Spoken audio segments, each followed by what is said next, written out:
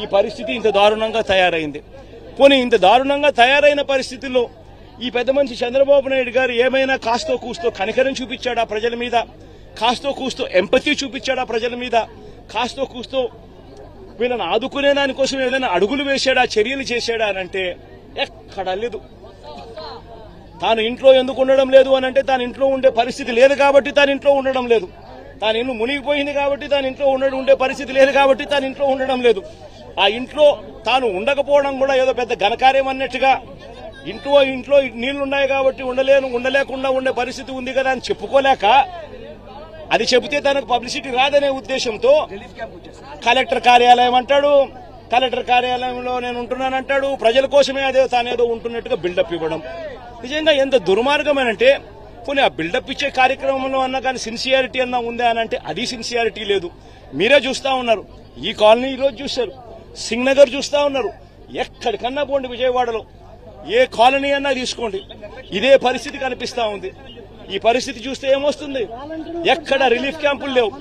బుధవారం నాడే irrigation secretary డ్యాముల్లో ఉన్న ఫ్లడ్ కుషన్ ఏర్పాటు చేస్తూ కాస్తో కూస్తో ప్రతి డ్యాంలోనూ కొన్ని నీళ్లను కిందికి వదిలేసి ఫ్లడ్ కుషన్ ఇరిగేషన్ సెక్రటరీ ఏర్పరిచిందంటే, బుధవారం రోజే రెవెన్యూ సెక్రటరీ పరిస్థితిని గమనించి, ఎక్స్ట్రీమ్ రెయిన్ఫాల్ రాబోతోందనే పరిస్థితిని గమనించి రెవెన్యూ సెక్రటరీ రిలీఫ్ క్యాంపులన్నీ కూడా ప్రణాళికాబద్దంగా ఏర్పాటు చేసి ఉండింటే, ఆ రిలీఫ్ క్యాంపులలో వసతులన్నీ కూడా ఈ జనాభాకు తగ్గట్టుగా రిలీఫ్ క్యాంపులు ఏర్పాటు చేయడం, జనాభాకు తగ్గట్టుగా ఆ రిలీఫ్ క్యాంపులలో వసతులు ఏర్పాటు చేయడం రెవెన్యూ సెక్రటరీ గాని చేసి ఉండింటే, హోమ్ సెక్రటరీ వెంటనే తాను కూడా లోతట్టు ప్రాంతాల్లో ఉన్న ఈ ప్రజలందరినీ కూడా రిలీఫ్ క్యాంపులకు షిఫ్ట్ చేసే కార్యక్రమం హోమ్ సెక్రటరీ కూడా చేసి ఉండింటే, 3 డిపార్ట్మెంట్లు అనుసంధానంగా పనిచేసి ఉండింటే ఈ విపత్తు ఉండేది కాదు.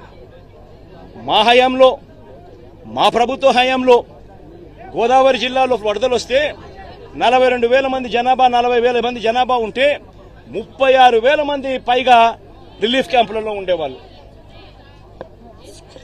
ముందుగానే వాలంటీర్లు అప్రమత్తమయ్యేవాళ్ళు, ముందుగానే సచివాలయ సిబ్బంది అప్రమత్తమయ్యేవాళ్ళు, ముందుగానే కలెక్టర్లు అప్రమత్తమయ్యేవాళ్ళు, ముందుగానే వాళ్ళందరికీ ఇన్ఫార్మ్ చేసేవాళ్ళు. వాలంటీర్లు దగ్గరుండి తలుపు తట్టి మరీ ప్రజలను తీసుకొని పోయి రిలీఫ్ క్యాంపుల్లో పెట్టేవాళ్ళు.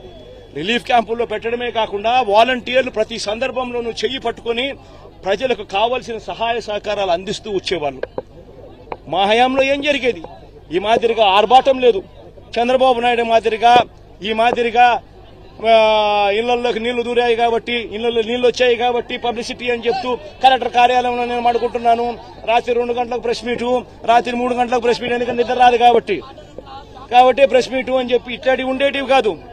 కలెక్టర్లకు క్లియర్ కట్ గా మెసేజ్ పోయేది, వారం రోజులు మీకు టైం ఇస్తా ఉన్నా, వారం రోజుల తర్వాత మేము వస్తాము, వారం రోజుల తర్వాత స్వయంగా నేనే ముఖ్యమంత్రి హోదాలో నేను వస్తాను, నేను వచ్చేసరికి ఏ ఒక్కరు కూడా ఫలాని రకంగా నష్టం జరిగింది, ఫలాని కలెక్టర్ మాకు సరిగ్గా పలకలేదు, ఫలాని కలెక్టర్ మాకు సరిగ్గా పనిచేయలేదు అన్న మాట రాకూడదు అని చెప్పి గట్టిగా ఇన్స్ట్రక్షన్స్ ఇచ్చేవాళ్ళం. నేను చెప్పిన తర్వాత కలెక్టర్లకు కావాల్సిన సహాయ సహకారాలు అందిస్తూ వెంటనే TR-27 కింద కలెక్టర్ అకౌంట్లలోకి డబ్బులు పడిపోయేటి. కలెక్టర్లకు డబ్బులు ఇచ్చేవాళ్ళం, ఎంపవర్ చేసేవాళ్ళం, ఆర్గనైజ్డ్ గా ముందుకు వెళ్లిపోమని సంకేతం ఇచ్చేవాళ్ళం.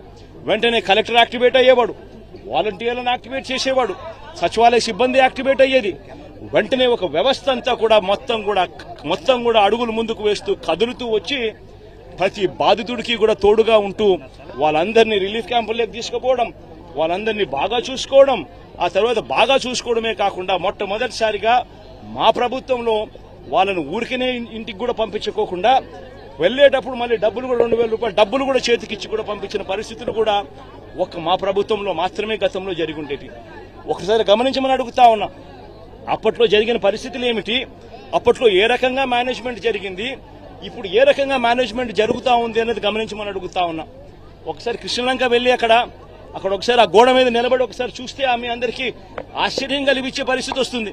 ఆ గోడ చూస్తే నేను మొన్న వచ్చేటప్పుడు ఆ గోడ మీద మొన్న వచ్చేటప్పుడు ఆ బ్రిడ్జ్ మీద నుంచి వచ్చేటప్పుడు కృష్ణలంక ప్రాంతం అంతా వాళ్ళంతా ప్రజలందరూ వచ్చి కూడా నన్ను ఆపి కేవలం థ్యాంక్ యూ చెప్పడానికి ఆపారు. ఆ ఒక్క గోడ, ఈ కృష్ణలంకకి ఇరువైపున ఉన్న ఈ గోడ, ఒక్క గోడ దాదాపుగా 500 కోట్ల రూపాయలు ఖర్చు చేసి మన ప్రభుత్వంలో మనం కట్టినందువలన ఈరోజు దాదాపుగా అక్కడ ఉన్న దాదాపుగా మరో 3 లక్షల మంది ఈరోజు దాదాపుగా అందరూ కూడా సేఫ్గా ఈరోజు పడుకోగలుగుతా ఉన్నారు. నిజంగా నా గోడేగన లేకపోయిందంటే అసలు ఇంకా ఎంత దారుణంగా పరిస్థితులు ఉండేదో అర్థం చేసుకునే దానికి కూడా ఆశ్చర్యం కనిపించే విధంగా ఉండేది. ఈరోజు 32 మంది చనిపోయినారు. ఇప్పటికే పేర్లతో సహా ఈరోజు సాక్షి దినపత్రికల్లో ఇప్పుడు పేర్లతో సహా కూడా రాశారు, ఫలాని వాడు ఫలాని వాడు ఫలాని వాడు ఫలాని వాడు అని. ఆ 32 మంది కన్నా కూడా ఇంకా ఎక్కువగా ఇంకా చనిపోయిన వాళ్ళు ఇంకా తేలే పరిస్థితి కూడా కనిపిస్తా ఉంది. మరి 32 మంది చావుకు కారణం ఎవరు?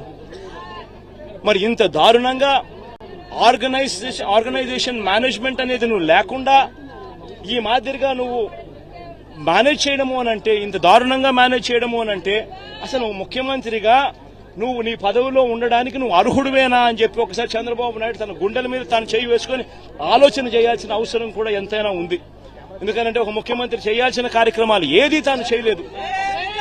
ముఖ్యమంత్రిగా చంద్రబాబు నాయుడు గారు పూర్తిగా ఫెయిల్ అయిన పరిస్థితులు కనిపిస్తా ఉన్నాయి. 32 మంది చనిపోయినారు. ఈరోజు ఈ 32 మంది చావులకు చంద్రబాబు నాయుడు గారు సమాధానం చెప్పాలి. చంద్రబాబు నాయుడు గారు ఈ చావులకు ఓనర్షిప్ తీసుకొని ప్రజలకు క్షమాపణ చెప్పి ప్రజలకు సహాయం చేసే కార్యక్రమంలో ముందుకు అడుగులు వేయాలి. ఖచ్చితంగా జరగాలి.